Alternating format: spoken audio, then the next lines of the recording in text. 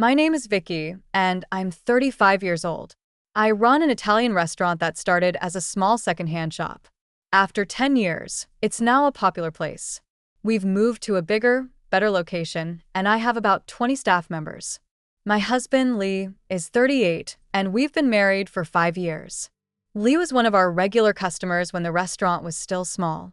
At first, I thought he was just trying to get attention, but as he kept coming, we became friends. I had a boyfriend at the time, but we broke up because he cheated on me. Lee's cheerful personality helped me a lot during that tough time. Eventually, Lee and I started dating, and our relationship went smoothly. We introduced each other to our families, and getting married felt like the next natural step. Lee started helping out at the restaurant when we got engaged. After our wedding, he quit his job and joined the restaurant full-time. With his background in business and finance, he became like a manager, and I rely on him a lot. We thought about moving to a new home after we got married, but decided to stay in the house where I had been living because it's close to the restaurant. We often hear about couples who work together having disagreements, but I feel very happy both at work and at home. However, I have a concern about my mother-in-law. She has a poor sense of money and often wastes what she has. She frequently comes to the restaurant asking for money and food, saying she doesn't have enough to buy food for the month. I'm really in trouble. Just lend me $100. I'll definitely pay you back at some point, she said. Mother-in-law, you said the same thing last time. You haven't paid back the money I've lent you so far. I can't lend you any more, I replied. Oh, really? Well, I'll just take the leftovers from the restaurant for a while. I can't do that either. We have a policy against taking home the leftovers, and we try to minimize food waste. How heartless can you be? We are family. You could give me something secretly. What am I supposed to do now? Isn't Lee the owner here? That makes me like the chairwoman, right? You're not the person to talk to. Bring out my son. No, that's not correct. I am in charge of the restaurant, and Lee is out on other business. You're causing inconvenience to the other customers, so could you please leave for today? I will ask Lee to contact you later. My mother-in-law always behaves like this and doesn't listen to me. Although Lee is technically an employee under me, she thinks he owns the restaurant. Lee's family used to run their own business, but his parents mismanaged their finances. They spent the revenue on their salaries and bonuses, and his mother spent extravagantly on trips and luxury goods, leading to huge deficits. Lee went to university on a scholarship, hoping to save the family business, but it was too late. Just before he graduated, the business went bankrupt, and his parents declared personal bankruptcy. Lee had to handle the procedures afterward. By the time we got married, his parents had changed their ways and were leading a frugal life. However, after his father's death, his mother received inheritance and insurance money and started spending recklessly again, leading to the current situation. Lee usually dealt with his mother, but as the restaurant prospered, he started spending less time there, leaving it to me and the staff. Sometimes his mother would show up unexpectedly, like today, when Lee wasn't at work, leaving me to deal with her. One day, I left the restaurant to check out a rival store across the street while eating and observing the surroundings. I spotted Lee outside the store, arm in arm with an unknown woman. I quickly paid my bill, abandoned my meal, and rushed outside with my heart pounding. I discreetly followed them, thinking there must be some mistake. But then, to my dismay, I watched them enter a motel, laughing happily. The shock left me in a daze, but soon anger began to well up. Instead of confronting Lee right away, I decided to gather evidence. I hired a private investigator who collected proper evidence that could be used in court if necessary.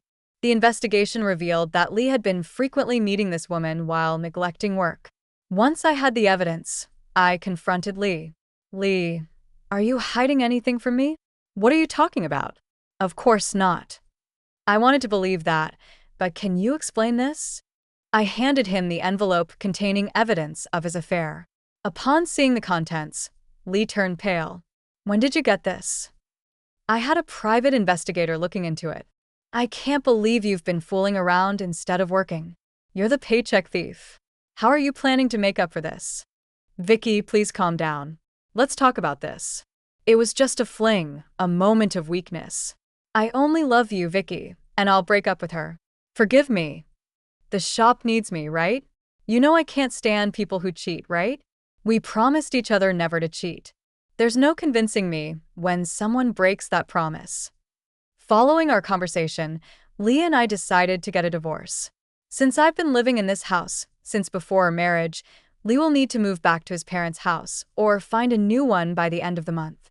But even though we decided to divorce, I can't fire Lee without cause. Even if Lee voluntarily resigned, someone would need to take over his duties, especially the financial aspects he was solely responsible for.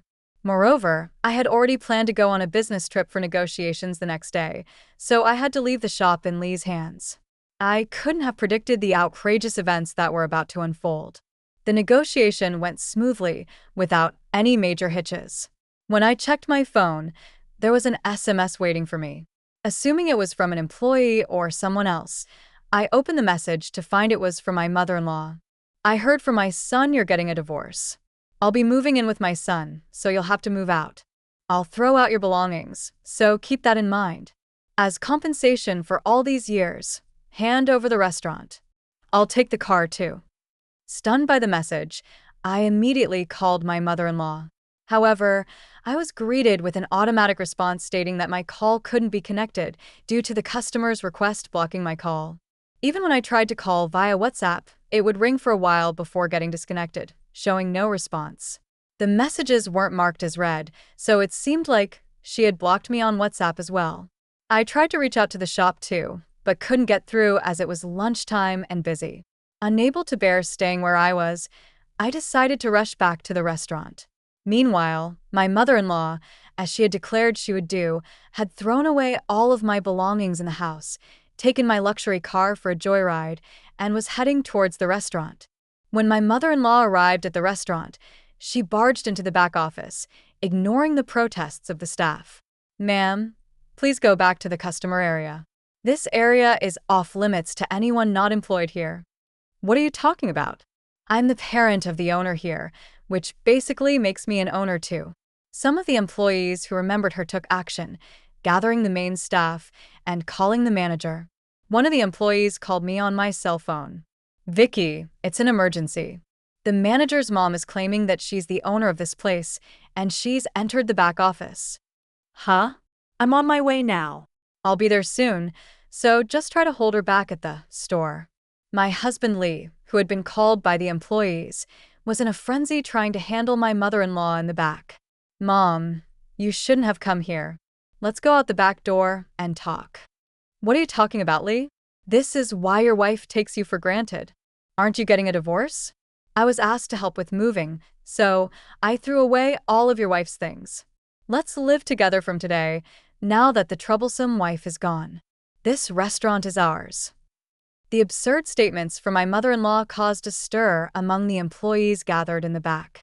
"What are you saying, Mom? It's me who's leaving, not Vicky." "But Lee, you said you wanted to live with me.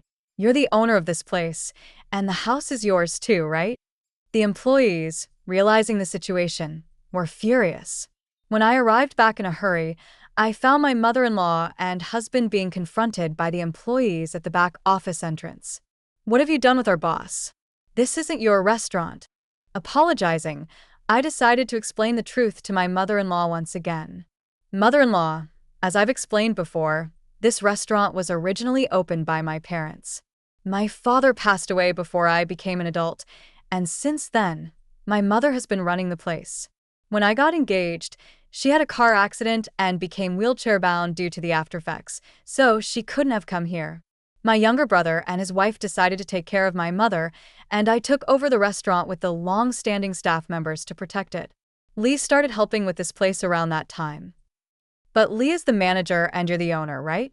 So this restaurant should belong to my son." The word manager can refer to both a position above the owner as well as a position below. It depends on the company. "You're lying." Lee was involved in managing the store's finances and operations. If he isn't in a higher managerial position, then what is he? "He was managing the finances because I'm not good with money, and he's good at it because he graduated with a degree in economics. So I asked him to handle it. But he's not the owner of this restaurant. He's my subordinate, and I'm not the owner either. I'm just a hired manager. The ownership is still with my mother, and she holds the final decision on the business policy. Then I'll settle for just the house and the car. Give them to me. I heard from my son that you're paying the property tax, so there's no excuse. Indeed, I'm paying property taxes on the house, but the house is still under my mother's name, and I haven't inherited it. I'm paying property tax as a friend. The car was bought before our marriage, so it's my personal property, not a marital asset. Moreover, since we're getting a divorce due to Lee's infidelity, it's me who should be getting the compensation. Lee has no rights other than his share of the marital assets. Finally seeming to grasp the situation, my mother-in-law looked like a deer in the headlights. Then, in a panic, she made a humble apology. I'm sorry, Vicky. Please reconsider the divorce. I have debts I wanted my son to pay off, so please spare me the compensation. She confessed that she had been managing her restaurant for a while, thinking she could do whatever she wanted with the restaurant and its money, which led to her actions today. Mom, what do you mean? You promised to live within your means and not incur any more debts when you filed for bankruptcy. But Lee, you were using the company's money to meet your mistress and take trips. You said you wanted to sort it out before your wife found out. Mom, why would you say that in front of everyone? A squabble ensued between my mother-in-law and husband, revealing another astonishing truth thanks to my mother-in-law's slip-up. Everything came to light. Lee, what's this about? The two of them kept apologizing, but it was too late. Upon examining the accounts, I noticed some suspicious details. The lodging expense on the receipt for my husband's business trip was exorbitantly high for one person, and when I looked up the name of the hotel, it turned out to be a motel known for short romantic stays. Additionally, there were some receipts from expensive shops that my husband had visited, and another from a mysterious jewelry shop dated towards the end of December. I found irrefutable evidence that my husband had been splurging on his mistress with the restaurant's money. I owe it all to my mother-in-law who slipped up and gave everything away. This incident was the final straw leading to Lee's dismissal. In addition to seeking compensation for Lee's infidelity, I also demanded that he return the money he had embezzled from the company.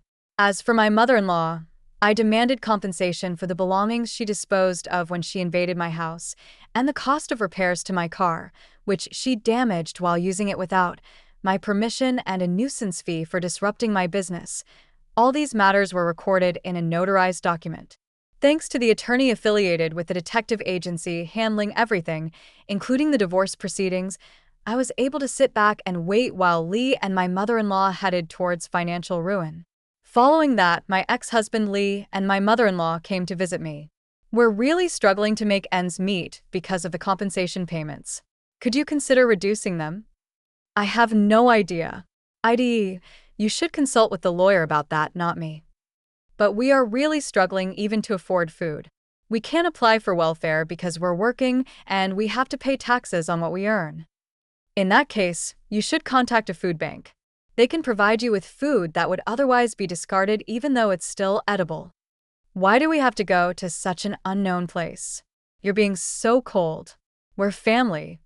At one point, you might have been my mother-in-law, but the only person who became family to me through marriage was Lee.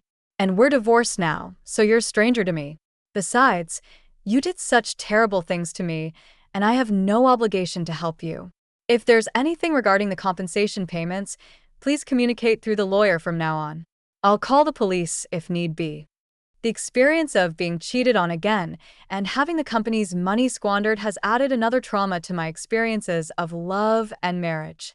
The first impression I had when I met my ex-husband, that this guy seems like a player and a spendthrift, turned out to be right on the mark. I'll use these lessons in future human relationships and in job interviews. Reflecting on the fact that I had failed to manage the restaurant's money properly, I consulted with my mother and decided to sign a contract for an accounting service, paying them a fair wage to handle things. Thanks to them checking our homemade accounts and receipts thoroughly, they can point out any mistakes and even give advice on how much we can claim as business expenses. I should have done this earlier. I'm immensely grateful to my staff, who showed their affection for me by being angry at my ex-husband and mother-in-law for what they did. I decided to appreciate them more than ever. With a restaurant succession for my mother in mind, I committed myself to improving my skills as a manager and business owner to become a person my team can be proud of.